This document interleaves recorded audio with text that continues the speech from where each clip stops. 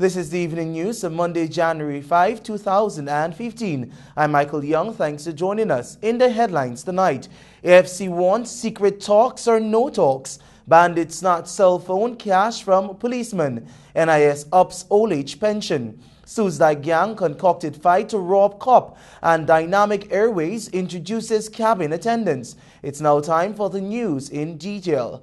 While the Partnership for National Unity has continued to insist on clarity on the proposed coalition with the Alliance for Change, the FC has said it prefers that the two parties hold secret talks on the issue. Details in this report. Since the announcement was made on December 6, 2014, that AFC was willing to coalesce with APNU, there have been no substantive talks between the two political factions. However, it was revealed that there was a preliminary meeting between APNU General Secretary Joseph Harman and his AFC counterpart David Patterson. A media release from the Alliance for Change revealed that the discussion between the two parties led to the AFC submitting an agreement for non-disclosure on the part of APNU. The party said that it doesn't intend to negotiate agreement within the public space and therefore will not be commenting further on this issue until there is a substantive announcement. The AFC indicated that while it awaited a response from APNU on the non-disclosure agreement, it was prepared to issue a draft memorandum of understanding to APNU within 24 hours of receiving the signed non-disclosure document. Thereafter, negotiations between the two parties could commence. This means that as early as Wednesday, APNU and AFC could commence talks on a possible alliance to contest the next general and regional elections, which are expected before the end of 2015. Reporting for the Evening News, I am Ryden James.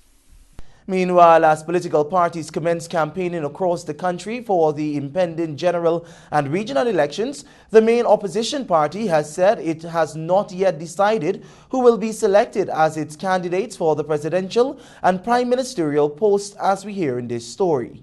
Leader of the Partnership for National Unity, retired Brigadier David Granger, on Friday said that while discussions have been held on the upcoming elections, those discussions were not focused on the selection of candidates.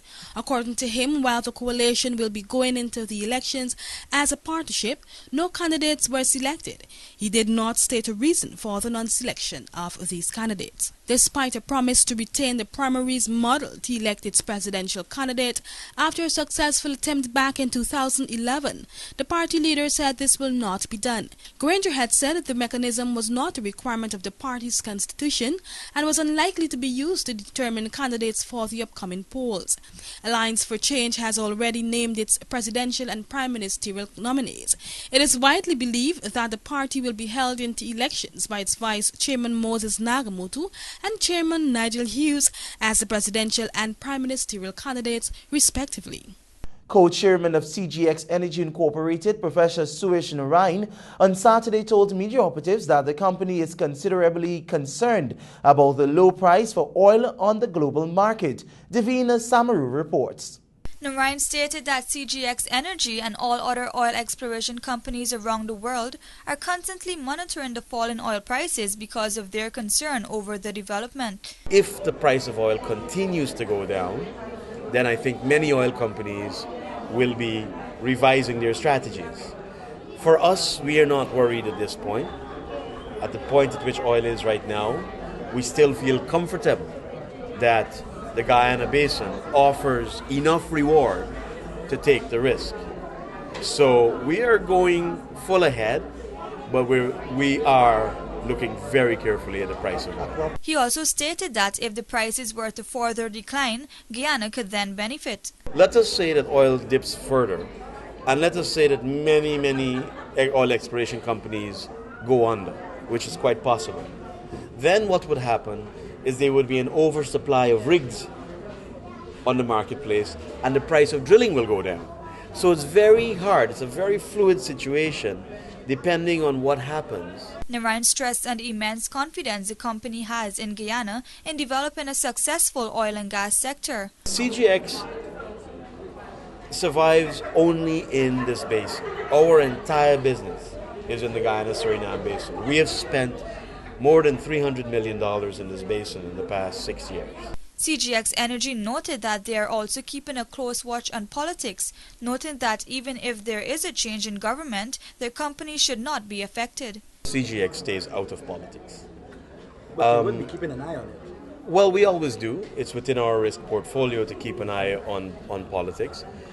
One of the things that we have found, as you know, we recently had a little bit of a spat with one of our long-standing partners, Repsol. And that spat got a little bit into the legal realm. One of the things that I can say about this jurisdiction is that the rule of law and order stayed. It remained. We were able to rely on the courts. We were able to rely on a basin that respects rights that are based on codified rules. Furthermore, CGX Energy will be working with Pacific Rubiales Energy, an oil giant with a track record of an 8.5 out of 10 rate of finding oil. Moreover, with a dip in oil prices, Narayan pointed out that renewable energies are being threatened. As the price of oil goes low, the price of generating electricity from oil goes down. So it becomes cheaper to generate electricity from petroleum. What does that mean? It means the profits that one can get, the returns on investment that one can get on things like our hydro, for example, or from renewable sources, shrink. And when that shrink, investor confidence shrinks, and that obviously has a large, devastating impact on renewables. Reporting for the Evening News, Davina Samaru. Chief Executive Officer of Roraima Airways, Captain Jerry Govaya, says notwithstanding the few hiccups faced by Dynamic Airways over the recent days, the air service provider has impacted the market and will continue to do so. Here's more from Alexis Rodney. Sadly, very, very sadly, about 200 Guyanese and their relatives did not enjoy that privilege. We scheduled 40 flights. We operated 38 of those flights, and 2 of those flights were canceled. Unfortunately, those flights were canceled on 2 of the most significant days in the calendar, on Christmas Eve Day and on Old Year's Day.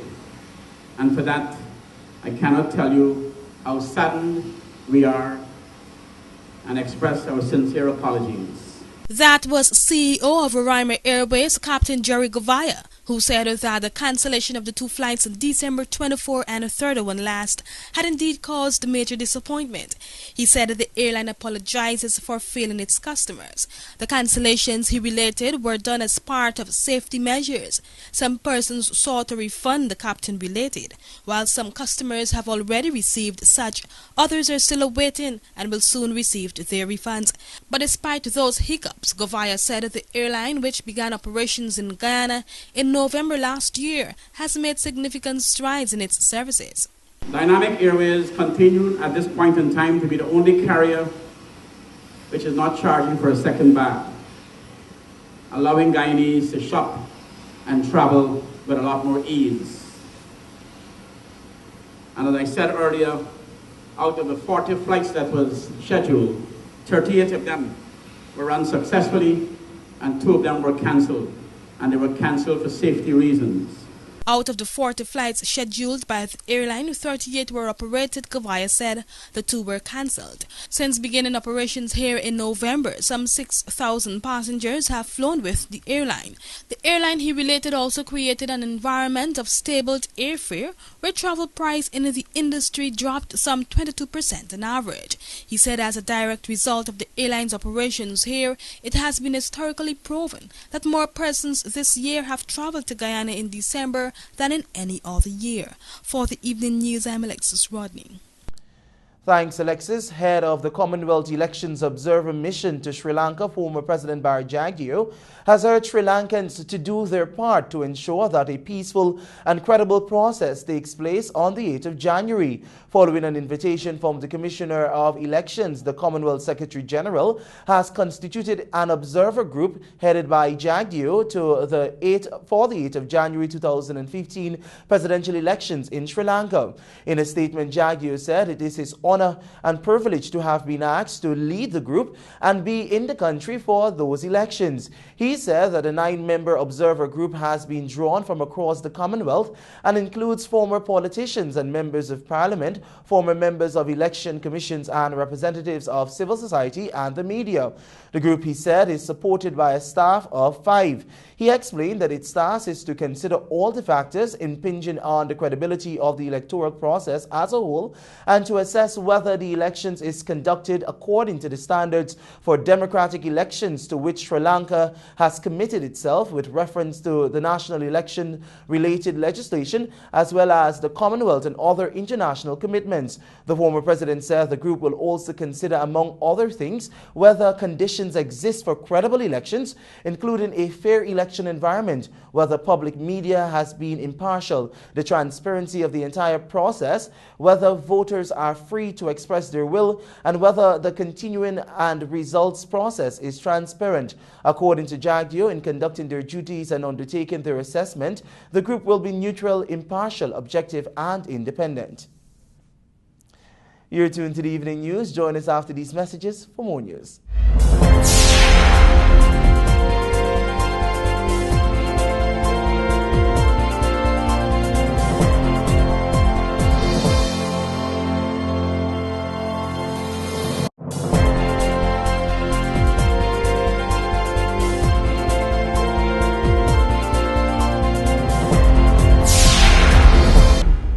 Welcome back. Thanks for staying with the Evening News.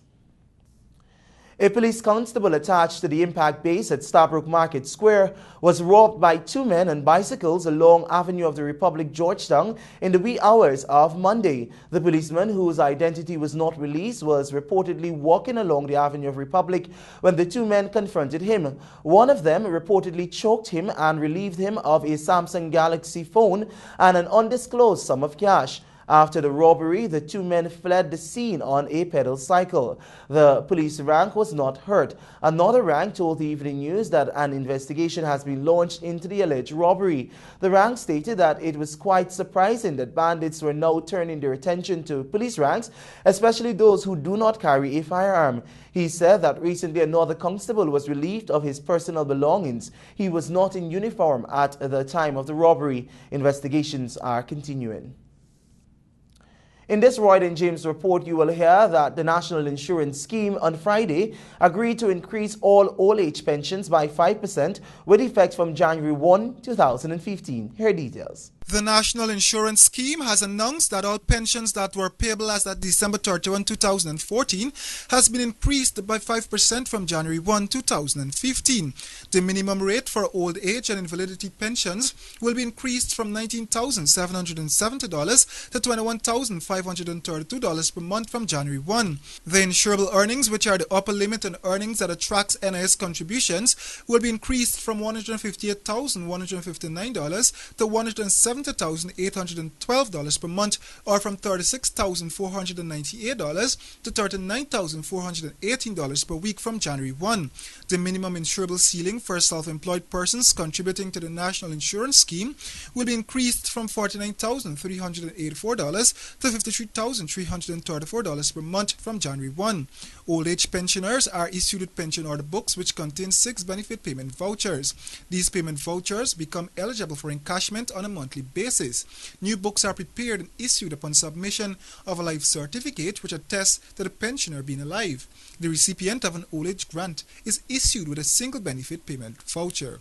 Reporting for the Evening News, I'm Roy and James.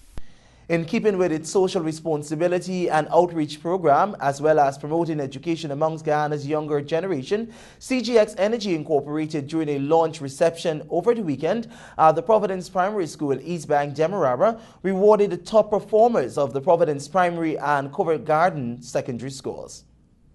The top performers of the 2 schools were awarded each with Samsung Galaxy tablets. They were urged to use the new gadgets for educational purposes. In addition, the oil company donated $16,000 to Providence Primary for the construction of a canteen and lunchroom. They also donated $400,000 Guyana dollars to the Tina Insinali Foundation that teaches underprivileged children and orphans to play musical instruments.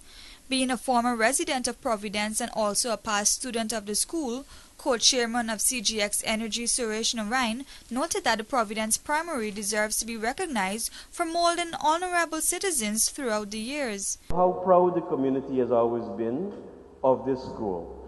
It's indicative of how proud Providence School, how proudly it has served these communities, and the role it has played in shaping young people's lives.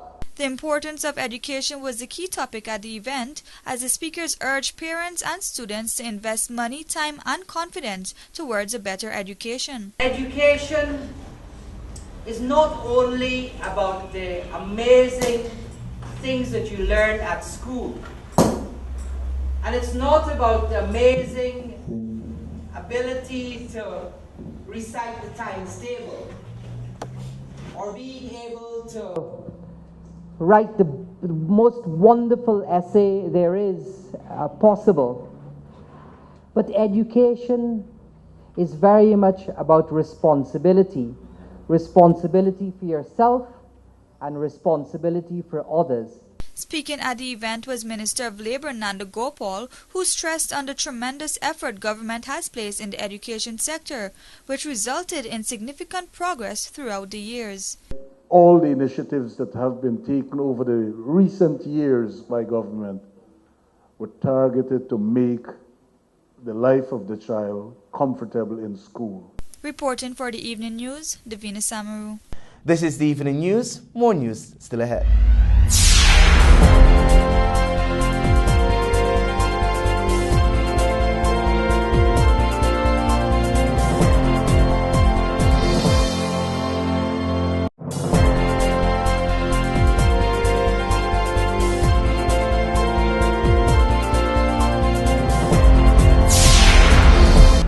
You're tuned to the Evening News. Welcome back. A senior rank within the Guyana Police Force on Monday told this newscast that Ryan Couchman of Lot 1360 Diamond Housing Scheme, East Bank, Demerara, and his accomplices concocted a fight with the intention of robbing a police rank of his jewelry on Sunday evening when he was fatally shot. Couchman, a known robber, was shot at least 3 times while he was at a bar in Suzdike, East Bank, Demerara, following an attempted robbery on a police rank. The source explained that the police rank and his girlfriend, along with another female friend, were at the Splashman's Fun Park and Resort on Sunday, and on their way home in the evening they stopped at Patsy's shop at the Suzdike Linden Highway junction to purchase a bottle of water. At the time, the senior rank added that the policeman, who is attached to C Division, was wearing a fat gold chain. As the ranks moved to the counter area, Couchman and his 2 accomplices started a fight, punching each other in order to create a scene. As part of the act, the rank stated that Couchman reportedly picked up a broken bottle and started to advance at the police rank, who hurried to his car. As he attempted to enter the car, Couchman walked up to him and tried to grab the chain, but it was at this time that the police rank pulled out his firearm and discharged at least 4 rounds, hitting Couchman. The police ranks reportedly sustained a gash to his face with a broken bottle and was treated and sent away. For the first time since beginning its operations here in Guyana, Dynamic Airways on Sunday presented its crew members, among them the first batch of Guyanese flight attendants who underwent training in June. Alexis Rodney was there and she filed this report. At the Roraima Airways launch at the Cheddi Jagan International Airport, 9 of the 25 Guyanese cabin attendants were introduced to the media after flying from the John F. Kennedy Airport to Guyana Sunday morning. In June last year, some 400 Guyanese turned up at the Roraima Duke Lodge Hotel in Kingston, Georgetown to be interviewed for the post of flight attendant after the air service provider announced that it will be commencing operations in Guyana. Out of the 400 interviewed, 50 were shortlisted, of which 25 commenced 2 weeks of training in the United States. These young people, men and women that are here before you today, are the cream of the crop. They completed months of very intense training in the United States, and today they are Federal Aviation Authority certified trained. They were then placed on international routes across the world where their training continued. Chief Executive Officer of Roraima Airways, Captain Jerry Govaya, said since June last year the flight attendants have been through months of intense training, traveling across the world to countries including the Arab Emirates, Saudi Arabia and India. Based on reports, he exclaimed that Guyanese have represented their country well. And from all the reports we got, they exceed the expectations of all the customers, all the passengers who they serve. We are very, very proud of them. And I wish they would smile more.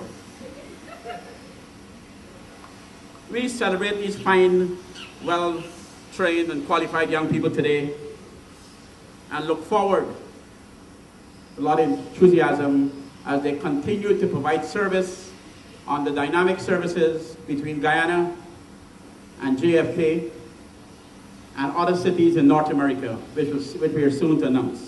Flight attendant Sheena Diagrella, speaking on behalf of her colleagues, said that the experience thus far has been overwhelming. The remaining 25 selected will soon undergo training, Govaya reported. For the Evening News, I'm Alexis Rodney. Thanks, Alexis. You're tuned to the Evening News. Your bridge reports are next.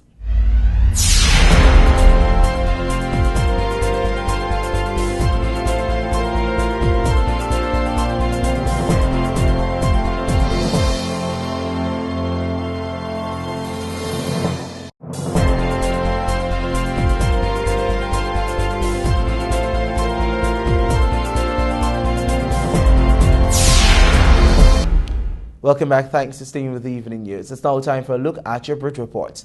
The Demerara Harbour Bridge is expected to be closed from 5 hours on Tuesday, January 6 for a period of 1.5 hours. The Berbice River Bridge is expected to be closed from 5 hours 15 on Tuesday, January 6 for a period of 1.5 hours. Your sports news is next. You're tuned to the Evening News.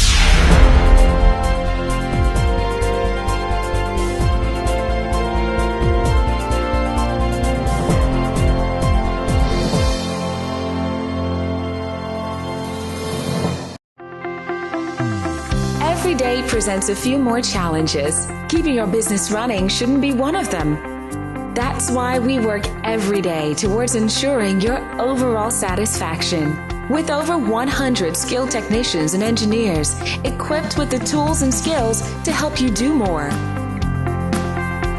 With the largest parts inventory in Guyana, over 10,000 line items readily available.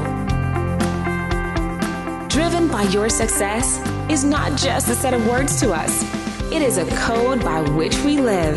That is why we are proud to say that we are Bridge.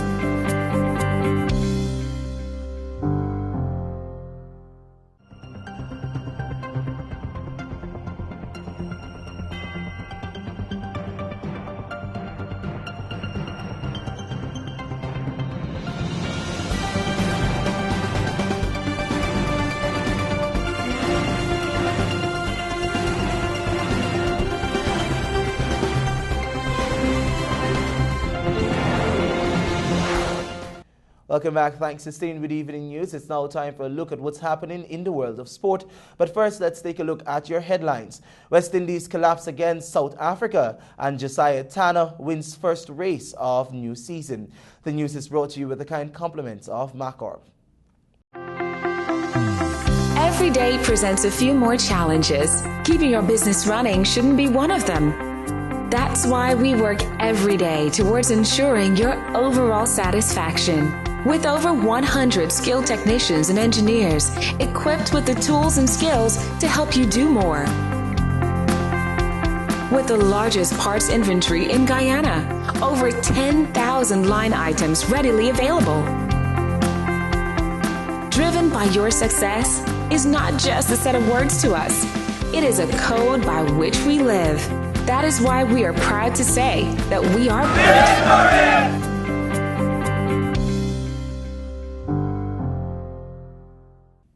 Welcome back. Let's take a look now at your sport news in detail. West Indies lost their last 7 wickets for just 33 runs in 15 overs to end their second innings on 215 all out on day 4 of the test match against South Africa. The collapse has given South Africa an easy run, a chase of just 124 runs for victory with an entire day to get the runs. Marlon Samuels was the leading runs getter with 7-4, while Shiv Chandrapal scored his first half century on the series with 50 as both had a fourth wicket stand of 87 runs. South Africa's Dale Steyn orchestrated the collapse with bowling figures of 3 for 75, while Simon Harmer picked up figures of 4 for 82. USA-based Guyanese distance athlete Yuleen Josiah Tanner had a successful start to her 2015 season with a win at the Red Nose Half Marathon on Saturday morning in Columbus, Georgia. Josiah Tanner, who is one of Guyana's top distance athletes, recorded a time of 1 hour, 27 minutes and 54 seconds to win the event ahead of Patricia Coppell-Christie Poole. Josiah Tanner, who noted that she felt great after the race, will compete again on January 25 in the Silver Comet 10K road race. And that has brought us to the end of the evening news for today, Monday, January 5, 2014. Please remember to get a copy of tomorrow's edition of the Guyana Times for details of these stories and other news. I'm Michael Young, thanking you very much for joining us. Be well.